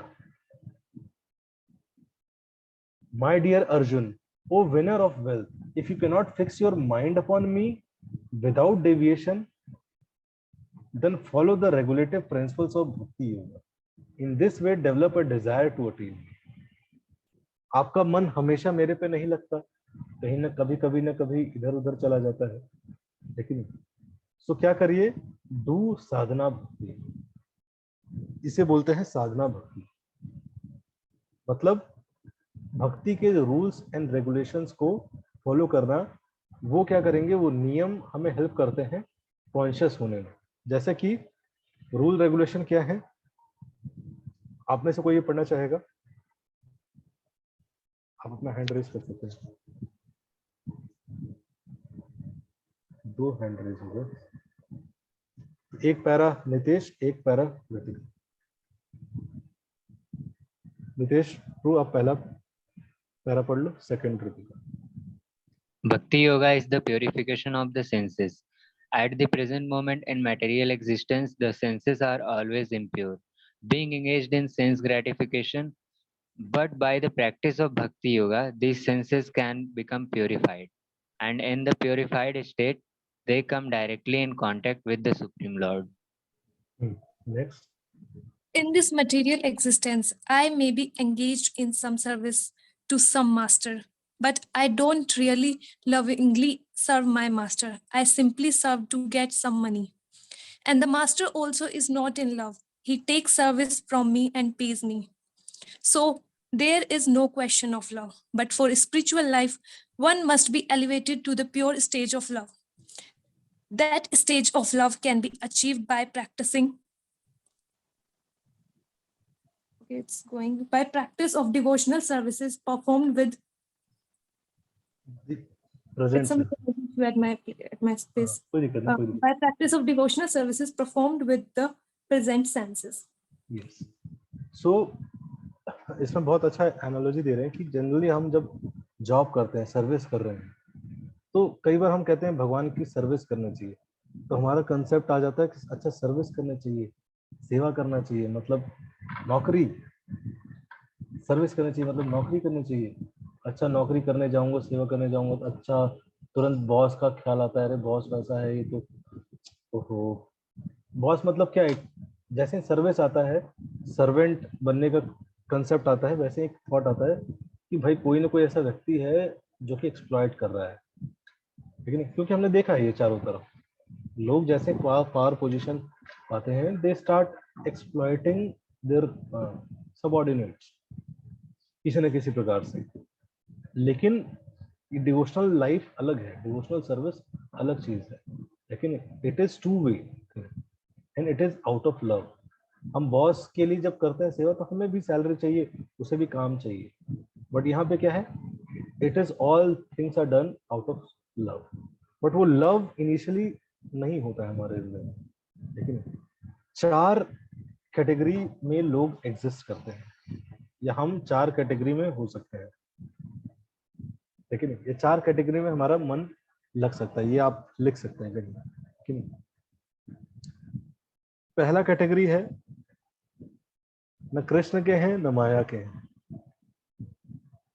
ये कैटेगरी कौन सी है? न कृष्ण में मन लग रहा है न माया में मन लग रहा है, ये कैटेगरी है मायावादी। लेकिन सब कुछ छोड़ के विरक्त हो हिमालय पे चले गए, ठीक है, शून्य में मर्ज होना, सो ये मायावादी है। दूसरी कैटेगरी होती है कृष्ण में मन नहीं लग रहा, माया में मन लग रहा है, ये क्या है? भौतिकवादी, मटीरियलिस्ट। भगवान की चीजों में मन नहीं लगता है, सिर्फ माया की चीजों में मन लगता है। तीसरा कैटेगरी है कृष्ण में भी मन लग रहा है और माया में भी मन लग रहा है। तो ये स्टेज 2 लोगों की होती है, 2 लोग की हो सकते हैं। एक तो होता है प्रैक्टिशनर्स, बिगिनर्स, लेकिन और इसका एक एक्सट्रीम होता है सहजिया। दोनों में डिफरेंस क्या है? प्रैक्टिशनर्स, साधक भक्त के साथ भी ऐसा होगा और सहजिया के साथ भी ऐसा होगा। साधक भक्त, ये जस्ट डिफरेंस क्या होता है सहजिया में? सहजिया मानते हैं कि दोनों चीज सही है, ऐसा ही होता है, यही टॉप मोस्ट चीज थी, भाई थोड़ा एंजॉय भी कर लेना, थोड़ा भक्ति भी कर लेना। और जो बिगिनर्स होते हैं, जो साधक भक्त होते हैं, वो जानते हैं कि this is not the top most thing, ये मेरे फेजेस हैं, ये स्ट्रगल है, धीरे धीरे में प्यूरिफाई होने की जरूरत है, मुझे अपने पे काम करने की जरूरत है। चौथी कैटेगरी क्या होती है? कृष्ण में मन लगता है, माया में नहीं, दैट इज भक्त, शुद्ध भक्त। सो भगवान बोल रहे हैं सहजिया, यस सहजिया मैं बता चुका हूँ ऑलरेडी, कई बार बताया, कई सेशन में बताया मैंने। सहजिया मतलब जो चीजें भक्ति को सहज ले लेते हैं, चीप। लेकिन जैसे वो नहीं, आपने देखा गोपी बनकर डांस करेंगे, लेकिन इस तरह से चीजें, साड़ी पहनकर गोपी बन के डांस करेंगे, फिर बाहर जाके सिगरेट भी पी रहे हैं, जैसे बहुत चीप लेते हैं, बोलेंगे कि मैं आपको स्वरूप बता देता हूँ आपका क्या है, लेकिन बिना कुछ रूल रेगुलेशन फॉलो किए। तो चीप, जो भक्ति को बहुत चीप लेते हैं, वो सहज ही है। So this love of God is now in dormant state. तो हर व्यक्ति, हर जीवात्मा के अंदर भगवान के प्रति प्रेम है, वो डॉर्मेंट स्टेट में है। And their love of God is manifested in different ways, but it is contaminated by material association. हम, ऐसा नहीं कि ये चीज डेवलप करने की जरूरत है, भगवान के प्रति लव डेवलप करना पड़ेगा, नहीं, हर जीवात्मा के अंदर ये है, परवर्टेड फॉर्म में किसी और के लिए रिफ्लेक्ट होता है, बट वो लव भगवान के लिए हमारे अंदर है। वो पोल्यूट हो जाता है कैसे? जैसे बारिश, एग्जांपल देते हैं, बारिश का पानी जब आता है और मिट्टी को टच करता है, मिट्टी को टच करते ही वो पोल्यूट हो जाता है। उसी प्रकार से when we enter into this material world, तो सारी चीजें क्या होती है? पोल्यूट हो जाती है। तो इट इज नॉट कि हम कृष्णा कॉन्शियस बनेंगे, no, we are all Krishna conscious. It is just a process of revival, ठीक है ना? इसलिए कहते हैं जीव जागो, जीव जागो, जीव गौरा चंद बोले, वेक अप स्लीपिंग सोल्स, ठीक है ना? We are in a dormant state, sleep state में हम एक तरह से, ठीक है ना? This all things are there, but you have forgotten. So उसको वेकअप, जगाने का प्रोसेस क्या है? Now the heart has to be purified of the material association, and that dormant natural love for Krishna has to be revived. That is the whole process. To practice the regulative principles of bhakti yoga, one should, under the guidance of an expert spiritual master, follow certain principles. तो भगवान ने बोला जो हर समय नहीं कर सकता, वो एक रेगुलेटेड भक्ति करिए, कुछ गाइडलाइंस है, उसको किसी के गाइडेंस पे फॉलो कीजिए। This practice can help anyone rise to the level of love of God. ये प्रैक्टिस करते करते आप धीरे धीरे ऊपर पहुंच जाएंगे, and then he is sure for of his progress into the spiritual kingdom of God. तो प्रैक्टिस क्या है? ठीक है, एसोसिएशन ABCD, रेगुलर एसोसिएशन करना। जैसे ये क्लासेस में आप आ रहे हैं तो क्या कर रहे हैं? आप एसोसिएशन ले रहे हैं। एसोसिएशन मतलब सुनना, श्रवण करना। B books, Bhagavat, Bhagavad Gita. सी से चैंटिंग, डी से डाइट। तो ये सब चीजें हम करने से जो इसे कहते हैं साधना भक्ति। सो हमारा क्या शेड्यूल होता है साधना भक्ति का, मैं शायद पहले बता चुका हूँ या नहीं बताया? बता चुका हूँ। सो वो सारी चीजें है ना, उसमें से कुछ बेसिक चीजें आप उससे स्टार्ट कर सकते हैं। और बेसिक चीजें ही होती हैं कि हम जो भी चैंटिंग कर रहे हैं, एक फिक्स नंबर हम सेट करें, मन पे ना छोड़ें चीजें को, रेगुलेटेड करना कहने का मतलब है ना। एक होता है कि हम, अरे जी माला तो हमेशा मन में चलती रहती है, निरंतर नाम जपता रहता हूँ। मेरे एक लैंडलॉर्ड है, तो मैंने उनसे बोला आप चैंटिंग करते हैं? कहते हैं हाँ। मैंने पूछा कितने राउंड किए आपने? कहते हैं कि 150 राउंड किए मैंने। मैंने कहा 150 राउंड कैसे कर लिया आपने? तो कह रहा था कि 150 बार बोला मैंने, मतलब 1.5 माला किया था मैंने। सो कई लोग इस तरह से बोलते हैं कि हमेशा चलता रहता है, बट उसको रेगुलेटेड करना चाहिए, नहीं तो मन ट्रिक कर देता है। कई बार हमने नहीं चैंटिंग में, मन बोलेगा हाँ हाँ हो गया, तूने कर लिया था, मन में किया था तूने। इसलिए मन के अनुसार नहीं चलना है, मन को गाइड नहीं बनाना है, किसी और को गाइड बनाना चाहिए। इस हाथ से इस हाथ को नहीं पकड़ सकते, ठीक है? वी नीड सेकेंड हैंड, दूसरे हाथ से हम इस हाथ को पकड़ सकते हैं। So we need some guide, ठीक है, जिसको हम अपना रिपोर्ट करें कि भाई मैंने ये पूरे वीक में ये चीजें की, ठीक है, कितने राउंड चैंटिंग किया। रेगुलर करिए। मन कभी बोलेगा आज ज्यादा करते हैं, आज दिन भर चैंटिंग करते हैं, कभी बोलेगा 1 महीने तक माला कहाँ गई पता ही नहीं, कहाँ रखी थी, लेकिन फिर नया ऑर्डर करना पड़ रहा है, ठीक है। सो ये नहीं, रेगुलेटेड, मन कर रहा है तो भी करना है, नहीं कर रहा है तो भी करना है, इस तरह से। डेली का हो सकता है कि आप रेगुलेट ना कर पाओ, इसलिए मैं कह रहा हूँ कि वीकली का रेगुलेट कर सकते हैं। वीक में इतना करना है। एक दिन ऑफिस था भाई, दूसरे दिन थोड़ा बढ़ा दिया, छुट्टी दे दी। तो वीकली का हमें 3 चीजें करना चाहिए। एक तो हियरिंग, श्रवण, चैंटिंग और एटलीस्ट रीडिंग। और अगर आप सब अपना कुछ समय, इंटेलिजेंस अगर सेवा में लगा सके, किसी प्रकार की सेवा कर सके, हम अभी गीता ऐसे कई प्लेटफॉर्म्स हम चाह रहे हैं और आपका हमें सपोर्ट भी चाहिए क्रिएट करना, जिससे लोग अपने स्किल्स, जैसे आकाश को है, तो आकाश को वेबसाइट डिजाइनिंग आता है, इस प्रोफेशन नहीं है, बाय प्रोफेशन है, सो अपना कुछ समय वो दे रहे हैं गीता एसेंस की वेबसाइट बनाने में। सो हम चाहते हैं कि आप सब पढ़िए, है ना, आप सब इंटेलेक्चुअल, आप सब कुछ प्रकार से, कुछ लोग थे जिनका इंटरेस्ट था सोशल मीडिया पे, इंस्टाग्राम पेज, सो वो इंस्टाग्राम पेज चलाएंगे। तो इस प्रकार से हम ऐसे कई टीम्स बनाएंगे जिससे हम वो चीजें इस थोड़ा सा स्टैंडर्डाइज कर सकें। जैसे पीपीटी है ना, कई नए टॉपिक्स हैं, लेकिन कई नए कोर्सेज हैं जो कि आप बना सकते हैं, और हमारा जो प्लेटफॉर्म रहेगा आप अपना उस पर रिकॉर्ड करके डालिए। तो ऐसे कई चीजें हैं, हम आपको फ्यूचर में नेक्स्ट 9th को हम आपको ये प्लान शेयर करेंगे कि हमारा क्या है, हम क्या क्या करना चाहते हैं गीता एसेंस में। इट इज नॉट जस्ट कि गीता का कोर्स था और फिर खत्म हो गया, no, it is a big revolution we want to do, लेकिन at least we want to try.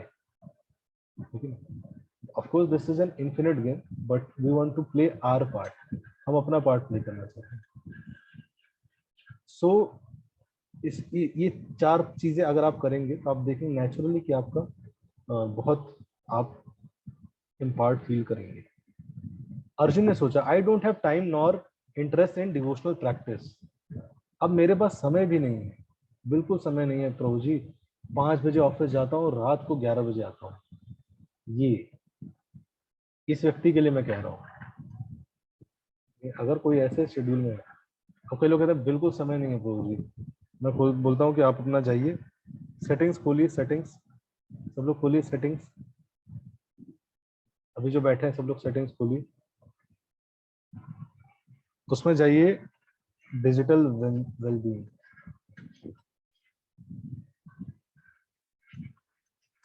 वो समय है आपका, दिख रहा है सबको, वो समय है, हम कहाँ कितना समय यूज कर रहे हैं। सो अगर आपको लग रहा है कि वहां भी 0 है, या जहां वहां जो समय है वो एकदम काम का ही समय था, कुछ भी मैंने इधर उधर नहीं किया, कुछ भी टाइम वेस्ट नहीं हुआ, है ना, तो वो लाइन भगवान यहाँ पे कह रहे हैं, आई डोंट हैव टाइम। ठीक है, जिसके पास इतना समय नहीं है उस कैटेगरी के बारे में भगवान कह रहे हैं, या किसी का इंटरेस्ट ही नहीं है, डिवोशनल प्रैक्टिस मन नहीं करता चैंटिंग करने का, क्या करें, रीडिंग करने का मन नहीं करता, देन व्हाट। तो एक है कि व्यक्ति प्रयास करे, मन नहीं करता। दूसरा है कि अगर आप नई स्टेज पे प्रयास नहीं करना चाहते, स्ट्रगल नहीं करना, तो आप नीचे की stage work for me. If you can not practice the regulations of भक्ति yoga, then just try to work for me, because by working for me you will come to the perfect stage। अब मेरे लिए कर्म करो, आप जो भी कर रहे हो करो, लेकिन मेरे लिए करो। if you are unable to work in this consciousness of me, then try to act giving up all result of your work and try to be self situated। अगर आप ये नहीं कर सकते, अपना कर्म मेरे लिए नहीं कर सकते, तो अपने कर्मों का रिजल्ट मुझे अर्पित करो। ठीक है, कर्मों का रिजल्ट मतलब आपने कुछ सक्सेस प्राप्त किया कर्म करके, उसका क्रेडिट भगवान को दीजिए। आपने कुछ धन प्राप्त किया, तो धन कुछ भगवान को देना चाहिए। ठीक है, सो मतलब अगर ये नहीं कर सकते तो at least devote result of that work and try to be self situated. अपने ऊपर वर्क करो, अपने ग्रोथ के लिए वर्क करो, और उस कर्मों का रिजल्ट मुझे अर्पित करो। If you cannot take to this practice also, then engage in the cultivation of the knowledge. Better than knowledge, however, is meditation, and better than meditation is renunciation of the fruit of action. By such renunciation, one can attain peace of mind. So अगर ये नहीं कर सकते तो knowledge लो at least, है ना, course है, launch कर रहे हैं माधवपुर, कोर्स अटेंड करो एटलीस्ट, लेकिन better than knowledge however is meditation. अगर ये नहीं कर सकते तो ध्यान करो। Better than meditation is renunciation of the fruit of action, कर्म के फलों का त्याग, कर्म योग या फिर ध्यान योग। हम तो नीचे बता रहे हैं कि अगर यहाँ नहीं कर रहे तो वही कर्म योगा लैडर कंसेप्ट, ये नहीं कर सकते तो ये करो, ये नहीं कर सकते तो ये करो, ठीक है। तो ये बताया progressive stage of devotion life. So या तो रेनंसिएशन, कल्टीवेशन ऑफ नॉलेज पहला है, नहीं तो भगवान के लिए वर्क करना, रिजल्ट भगवान को अर्पित करना, नहीं तो रेगुलेटिव प्रिंसिपल्स ऑफ साधना भक्ति, नहीं तो mix mind fix on Krishna. So मेरी अंडरस्टैंडिंग के हिसाब से ज्यादातर डिवोटीज इस कैटेगरी में रह सकते हैं, वर्क फॉर कृष्णा या फिर फॉलोइंग रेगुलेटिव प्रिंसिपल्स ऑफ साधना। ये दो कैटेगरी में ही हम एग्जिस्ट कर सकते हैं। अर्जुन ने सोचा what are the qualities of person engage in bhakti, जो भक्ति में लगा रहता है उसकी क्या क्वालिटीज है। तो ये हम कल डिस्कस करेंगे।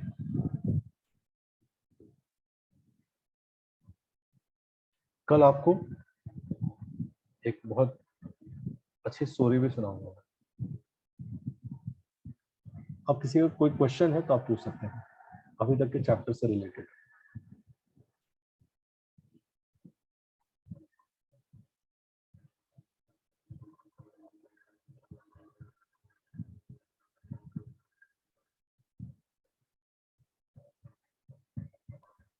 हरे कृष्णा टू ऑल डिवोटीज। किसी का कोई क्वेश्चन है तो अपने आप को म्यूट करके पूछ सकते हैं।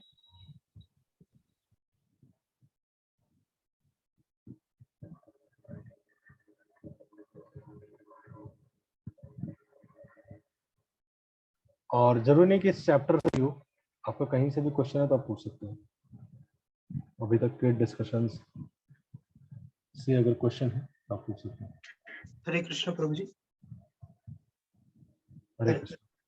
प्रभु जी वो भगवत गीता सेकंड चैप्टर से था, वो जो परपोर्ट था ना उसमें कुछ समझ नहीं आया, वो पूछ। अच्छा, बहुत स्पेसिफिक है, पूछिए। जी हाँ प्रभु जी पूछ। एक मिनट प्रभु जी। आवाज बहुत डिस्टर्ब आ रही है।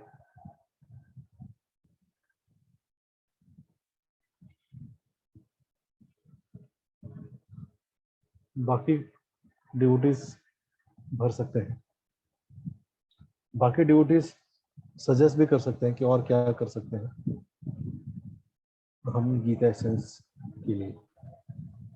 गीता एसेंस का बहुत एक इम्पॉर्टेंट एस्पेक्ट है जो कि हम अभी उस पर काम कर रहे हैं, कुछ ड्यूटीज लगे हैं, वो है वैल्यू एजुकेशन।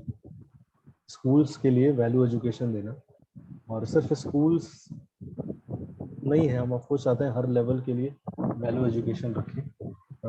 मेरा तो इच्छा है कि हर इवन पुलिस वालों को भी हम वैल्यू एजुकेशन दें, कुछ ऐसे कोर्सेज डिजाइन करें, क्योंकि कुछ ऐसे कैटेगरीज है जहाँ पे समाज बहुत निर्भर करता है, हम उनसे एक्सपेक्ट करते हैं, बट ना ही सरकार ना ही कोई लोग उस वर्क के लिए ट्रेनिंग कर रहा है।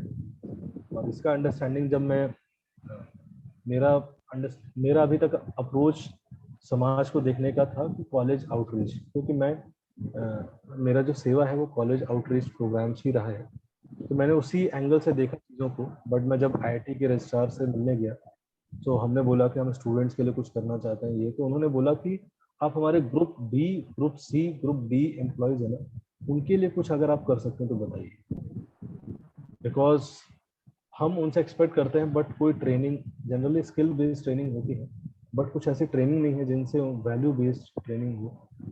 कहीं ना कहीं वैल्यूज एजुकेशन को खत्म कर दिया जाता है। तो एक तो ये कैटेगरी है, अभी हम जिस पे वर्क कर रहे हैं वो है स्कूल के बच्चों को वैल्यू एजुकेशन देना, क्योंकि सबसे ज्यादा डिग्रेडेशन जो स्टार्ट होता है वो स्कूल से ही होता है, सबसे ज्यादा करप्शन डिग्रेडेशन स्कूल से ही होता है। और हम चाहते हैं कि स्कूल से कुछ ऑनलाइन प्लेटफॉर्म के थ्रू एक बनाया जाए जिसमें आप में से ही लोग वैल्यू एजुकेशन दे, और जो भी लोग इनिशियल फेजेस में हम जो भी जान पहचान कर उनको जोड़ेंगे, फ्यूचर में हम चाहते हैं उसको इस प्रोसेस को ले जाएं कि भाई हम हर स्कूल्स में पढ़ा सकें। ऑनलाइन एक प्लेटफॉर्म के थ्रू लोगों को कनेक्ट करके पढ़ा सकते हैं। तो बायजूस है, ये सब है, कोडिंग सिखा रहे हैं, बट वैल्यूज कोई नहीं सिखा रहा है। तो एक विंग है, हम ये चाहते हैं गीता एसेंस का, जो कि लोगों को वैल्यूज सिखाए, वैल्यूज बहुत इंटरेस्टिंग वे में प्रेजेंट करके सिखाए 6 to 12 के बच्चों को। इनिशियल हम 6 to 10 पकड़ेंगे, और फिर धीरे धीरे छोटी क्लासेस और बड़ी क्लासेस, इवन पेरेंट्स के लिए भी हम चाहते हैं कि पेरेंट्स के लिए वैल्यू एजुकेशन हो, और टीचर्स के लिए भी वैल्यू एजुकेशन, टीचर्स को भी ट्रेन किया जाए। ऐसे आपके पास कुछ और भी आइडियाज आते हैं तो आप जरूर शेयर करिए कि कैसे इसको हम और लोग बता सकते हैं। और मैं पूरा चैप्टर इसलिए नहीं ले रहा हूँ क्योंकि मेरा बैक पेन है अभी थोड़ा, उसकी वजह से मैं अभी छोटे छोटी क्लास 1 घंटे की करने का प्रयास करूँगा। प्रभु जी हरे कृष्ण प्रभु। यस प्रभु।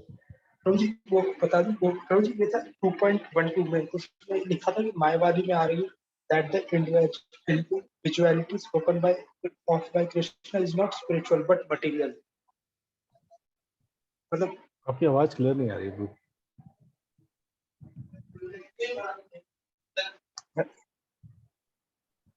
प्रभु जी अब आवाज आ रही? हाँ प्रभु जी मतलब 2.12 में ये था माया, मतलब उसके परपोर्ट में एक लाइन आती, मायावादी में argue that the individuality spoken of by Krishna is not spiritual but material। और मतलब इसका मतलब individuality spoken of by Krishna is not spiritual but material, मतलब ये कैसी इंडिविजुअल, मतलब क्या हो इसका? ये तो पढ़ना पड़ेगा पूरा परपट। अब तो एक लाइन पूछ रहे हैं कहीं से, बैकग्राउंड में क्या बताया वो पढ़ के आप मेरे साथ डिस्कस कर सकते हैं पर्सनली, या मैं आपको पर्सनली वॉइस रिकॉर्ड करके भेज दूंगा आंसर। आप मुझे भेज दीजिए कौन से श्लोक का कौन सा पैराग्राफ पूछ रहे हैं। जी ठीक है, आपके आपके जिनके भी क्वेश्चंस होते हैं आप फोटो क्लिक करके अंडरलाइन करके मुझे भेज दिया करिए। मैं समय जैसे ही होता है तो मैं सबको रिप्लाई करता हूँ, बहुत लोग पूछते हैं, तो मैं आपको भी करूँगा। अब क्वेश्चन पूछने से कभी भी आ रहा है आपको, आप पूछिए, बेशक पूछिए। मैं ये नहीं कहता हूँ कि मुझे सब आता है, लेकिन मुझे जितना आएगा मैं बताऊंगा, नहीं आएगा मैं पूछूंगा, उसके बारे में पता करूंगा, फिर बताऊंगा। तो जरूरी नहीं कि मैं ये नहीं कहता मुझे सब आता है, मैं ये कहता हूँ कि मैं आपको पूछ के प्रयास करके पता करके बता सकता हूँ। ठीक है, तो आप मुझे भेज दीजिएगा जो भी चैप्टर पेज नंबर, फिर मैं देख के पढ़ के एग्जैक्टली बताता हूँ, क्योंकि क्वेश्चन बहुत स्पेसिफिक है आपका। जी The way we are discussing about bhakti seems very difficult to me. Wasn't bhakti moment simple and beautiful? हाँ, भक्ति सिंपल ही है, बट इनिशियल जो लेवल है इसमें आप स्पेसिफाई कर सकते हो कि क्या डिफिकल्ट लगा आपको, क्योंकि मुझे तो ऐसा लगा कि हमने जो डिस्कस किया वो सिंपल है।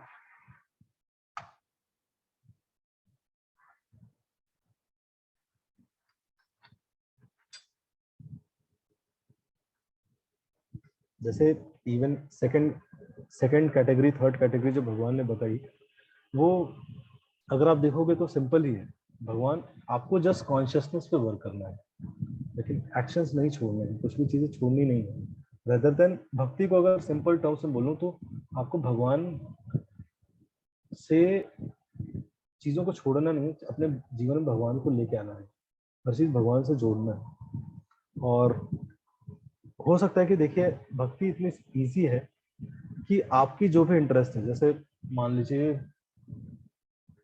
कई बार लगता है कि भक्ति आऊंगा तो ये करना पड़ेगा, ये करना पड़ेगा, छोड़ना पड़ेगा, ये छोड़ना पड़ेगा, और उसकी वजह से कई बार लग सकता है। इसलिए मैंने बोला कि हमें इनिशियल लेवल पे फोकस करना चाहिए कि मुझे क्या क्या कर सकता हूँ। अगर आपको भक्ति को बहुत इजी तरीके से समझना है, सो ये है कि फोकस ऑन डूज। यस, मैं ये नहीं कहता हूँ कि भक्ति में डोंट्स नहीं होते, भक्ति में डोंट्स होते हैं, नहीं तो it will become materially materially mixed, इसलिए there are don'ts. But why those don'ts become easier? Because by do's इतने पावरफुल होते हैं. सो भक्ति में मेरा जो पर्सनल अंडरस्टैंडिंग है, मुझे भी ऐसे ही बहुत डिफिकल्ट लगता था, but I never thought of becoming a monk. लेकिन मैंने कभी नहीं सोचा था.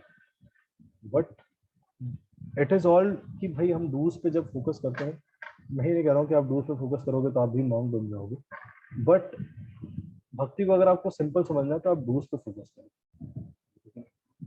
और आप डिस्कस कर सकते हो क्या चीज आपको डिफिकल्ट लगा और ये डिस्कस कर सकते हैं. भक्ति इज इजी, चैंटिंग करना है, भगवान का प्रसाद लीजिए, chant Hare Krishna and be है, सिंपल है भक्ति. बट यस, अगर हम डोंट पे बहुत ज्यादा फोकस करेंगे तो डिफिकल्ट लगेगा, इसलिए डूज पे फोकस करें. और आप जितना कर सकते हो ना, देखिए भक्ति ऐसा नहीं है कि ये इतना करने वाला भक्ति है, ऐसा कुछ है ही नहीं. अभी भी लग रहा होगा कि कई ऐसी चीजें बताई, रेगुलेटरी प्रिंसिपल, ये वो बहुत है, and it is very good you ask this question. Actually हम सभी फील कर रहे होंगे, बट आपने करेज दिखाया पूछने का. सो मेरा जो पर्सनल अपने को रियलाइजेशन आपको शेयर करूंगा कि इट इज नॉट दैट कि ये चीज करना मतलब भक्ति है. हर व्यक्ति का अलग अलग कैपेसिटी है, हर व्यक्ति का अलग अलग पोटेंशियल है, हर इंडिविजुअल बीइंग अलग अलग स्वभाव का है. भगवान देखते हैं कि वो व्यक्ति अपने सामर्थ्य स्वभाव के हिसाब से कितना कर रहा है. It is the Lord who जजेस, it is not we who जजेस. अपने व्यक्ति अपने सामर्थ्य के हिसाब से कितना कर रहा है. तो जैसे गिलहरी का और वानर सेना का एग्जाम्पल आता है. भगवान बोलते हैं कि हनुमान जी बोलते हैं कि ये गिलहरी रास्ते से हट, तू क्या सोच रही है, तेरे कंट्रीब्यूशन से पुल बन रहा है. गिलहरी क्या करती, पानी में जाती, डुबकी मारती, बाहर निकलती, रेत पे ऐसे ऐसे करती, फिर जाके साइड में जाके फिर ऐसे ऐसे झाड़ देती, तो उससे कुछ सैंड पार्टिकल्स इकट्ठे हो. तो हनुमान जी बोले साइड हट जाए. राम जी ने बोला कि भाई हनुमान, जो तुम्हारे लिए तुम बड़े बड़े माउंटेन्स को उठा के डाल रहे हो, it is as good as this गिलहरी जो कर रही है. गिलहरी तुम दोनों के लिए, मेरे लिए तुम दोनों बराबर हो,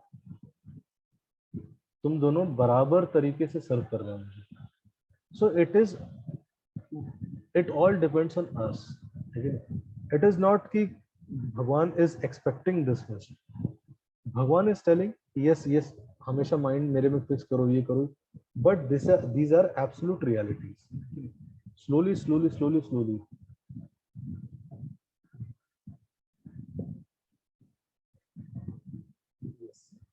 सो जो आप भागवतम की स्टोरी सुनते हो, जैसे मैंने आज सुनाई विचित्रकेतु महाराज की, तो भागवतम की स्टोरीज है ना, इसलिए ये जब स्टोरीज आप समझोगे ना तो आपको भक्ति बहुत डिफिकल्ट लगेगा. इसलिए आप हर स्टोरीज के पीछे पर्पस है आचार्य से. सो ये जब स्टोरीज है, सबसे पहले तो ये समझने की बात है कि ये जो स्टोरीज है ये इस युग की नहीं है, लेकिन सतयुग में था, त्रेता में था, द्वापर में था. सतयुग में 4 वर्ण 4 होते ही नहीं है, सब लोग परमहंस होते हैं इनिशियल फेजेस में. लेकिन सो उस time naturally mode of goodness बहुत प्रोमिनेंट रहता है. तो ये चीजें कर पाना बहुत इजी है उन युगों के लिए, डिटैचमेंट और ये और वो सारी चीजें. But we are in the mode of Kalyug. हम कलयुग में हैं, और कलयुग में छोटी सी चीज भी, डिवोशनल चीज भी बहुत मुश्किल है. वो जब हम पढ़ते हैं भागवतम तो वो उस एज के लिए नॉर्मल है, बट कलयुग में छोटी सी चीज भी, जो व्यक्ति डिटैचमेंट पहले होता था, घर छोड़ के संन्यास लेना, वो एज गुड एज हमारी कुछ ऐसे हैबिट्स हो सकते हैं. So first thing is this yuga has been changed. ये युग का परिवर्तन हो चुका है. Now we are living in Kalyug. And कलयुग में भगवान चैतन्य महाप्रभु है, भगवान खुद प्रकट हुए इस कलयुग में छद्मा अवतार के रूप में, in the form of lord Chaitanya. इसलिए उनका नाम है गौरांगा. गौरांगा मतलब स्वयं भगवान श्री कृष्ण, लेकिन उनका बॉडीली कॉम्प्लेक्शन क्या है? गौर वर्ण का है, गोल्डन कॉम्प्लेक्शन। गोल्डन कॉम्प्लेक्शन किसका है?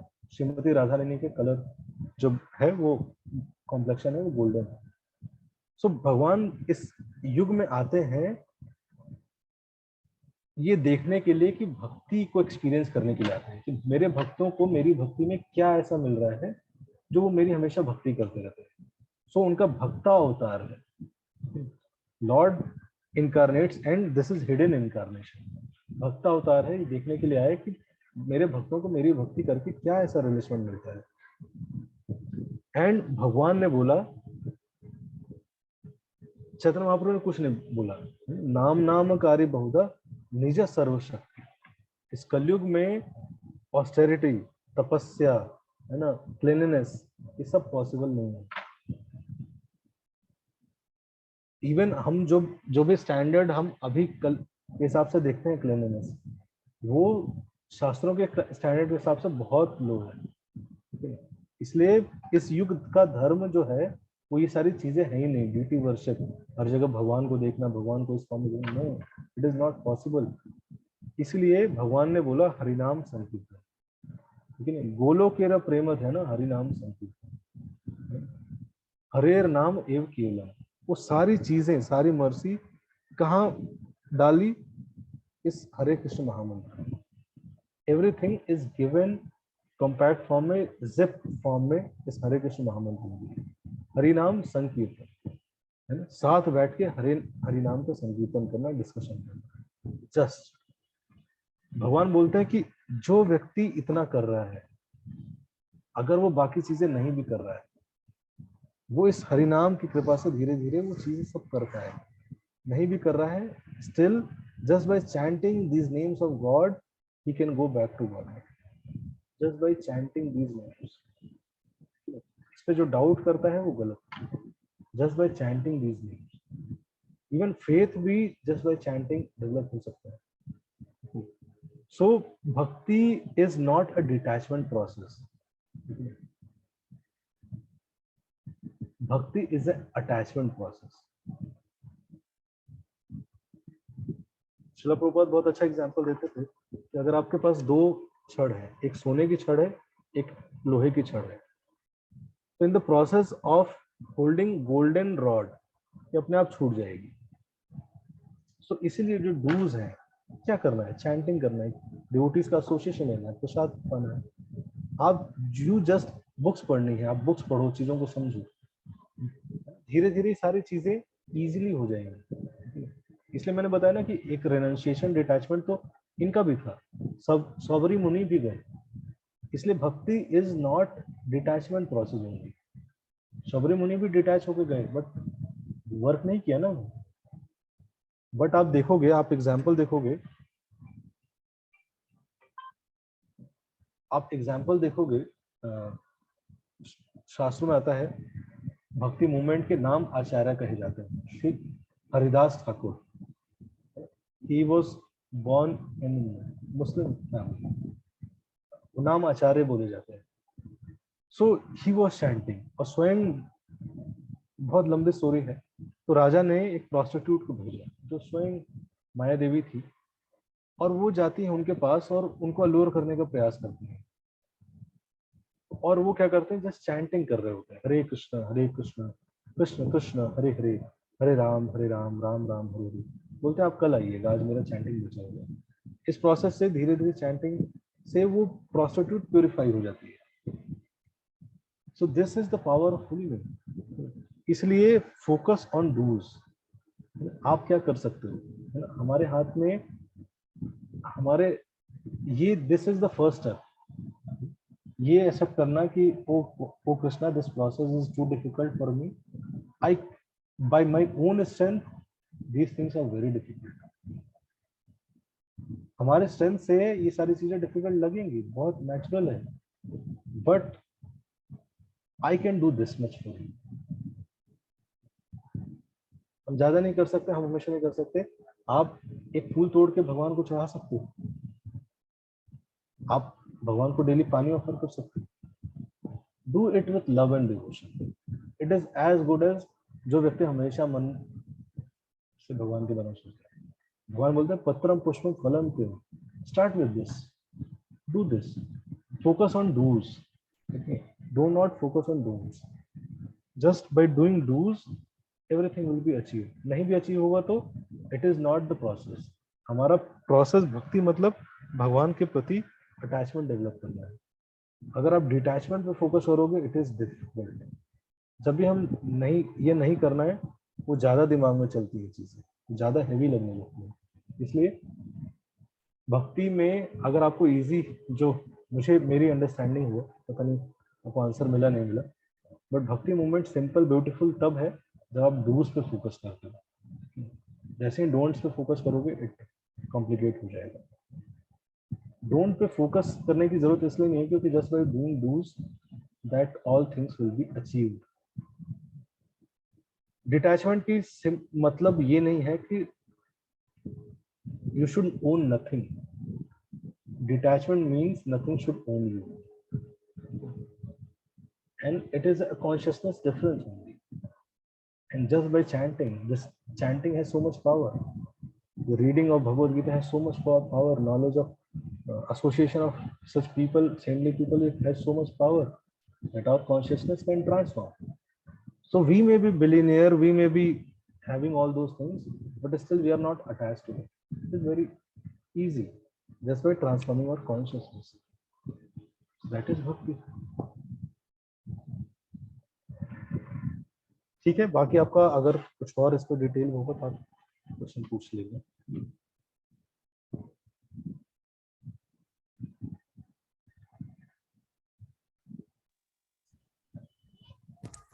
हरे Krishna. Thank you so much Prabhu ji आज के सेशन के लिए. हम लोग कोशिश करेंगे कि इस स्टेटमेंट को फॉलो करें. और प्रभु जी जो आप क्लास के लिए कह रहे हैं, मेरा एक सुझाव उसमें ये है कि हम बच्चों और यंगस्टर्स के साथ में अगर बूढ़ों को भी सम्मिलित कर लें तो ज़्यादा अच्छा रहेगा, क्योंकि आजकल के जो मतलब वयोवृद्ध लोग हैं वो लोग बिल्कुल बिल्कुल आप सब साथ आएंगे तो हम कितना करेंगे. डेफिनेटली मैं तो हम लोग सुबह 4 बजे से 10 बजे तक प्रयास करते रहते हैं, बट आप सबका, हम तो आप सब पे निर्भर है, हम आप सब पे आश्रित हैं. प्रयास कर रहे हैं हमको जितना हो सकता है. हम ये नहीं कह रहे हैं कि मैं सब बदल दूंगा, बट मैं कंट्रीब्यूट करूंगा.